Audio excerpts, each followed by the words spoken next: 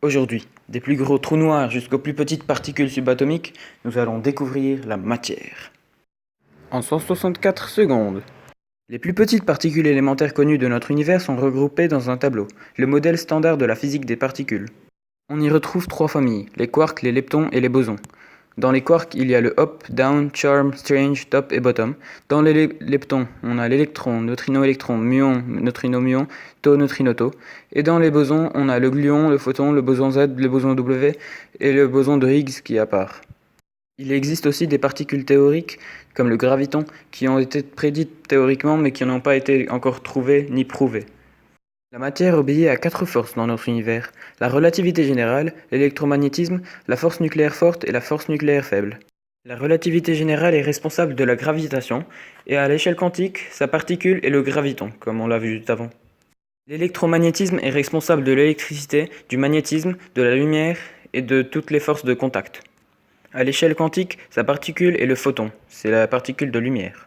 La force nucléaire forte, c'est la force qui lie les quarks entre eux pour former un nucléon. C'est aussi la force qui lie les nucléons dans un noyau d'atomes, et aussi la force qui lie les atomes entre eux dans une molécule. Sa particule quantique est le gluon. La force nucléaire faible, c'est la force qui transforme un quark en un autre. C'est d'ailleurs comme ça que fonctionnent les étoiles. Ces particules quantiques sont le boson W et le boson Z. Dans notre univers, la masse d'un corps, c'est l'interaction qu'il a avec le champ de Higgs. Le champ de Higgs qui est formé de bosons de Higgs. La matière et l'énergie connues dans notre univers représentent moins de 5% de l'énergie totale. 25 autres pourcents sont représentés par la matière noire et les 70 autres pourcents sont l'énergie noire. Tout ce qu'on sait de la matière noire est qu'elle n'absorbe pas de la lumière, donc on ne peut pas la voir. Et l'énergie noire, c'est l'énergie qui est responsable de l'expansion de l'univers. Il existe aussi l'antimatière, qui a exactement les mêmes propriétés que la matière, mais avec une charge électrique opposée. Des atomes d'antimatière ont déjà été créés dans le plus grand accélérateur de particules du monde, le LHC. Il existe aussi la théorie de la matière supersymétrique, qui a les mêmes propriétés que la matière normale mais avec une masse beaucoup plus grande. Logiquement, il existe donc de l'antimatière supersymétrique.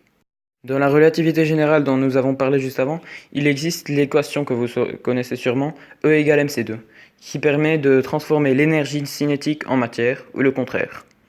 Pour finir avec l'état physique, la plupart des personnes croient qu'il n'y a que 3 voire 4 états de la physique: solide, liquide, gazeux et plasma. Mais en vérité, il en existe beaucoup plus, comme l'état supercritique, superconducteur, métamorphe, le condensat de Bose-Einstein, supersolide, etc. Il y en a une vingtaine voire plus. Les décennies à venir seront probablement révélatrices pour la matière. Voilà, c'est tout pour aujourd'hui. J'espère que cet épisode scientifique, ce premier épisode scientifique vous aura plu. Vous pouvez bien évidemment lâcher un like, un abonnement ou un commentaire, bien sûr. Ça ferait vraiment extrêmement plaisir. Sur ce, j'espère que vous avez kiffé la vidéo. Ciao.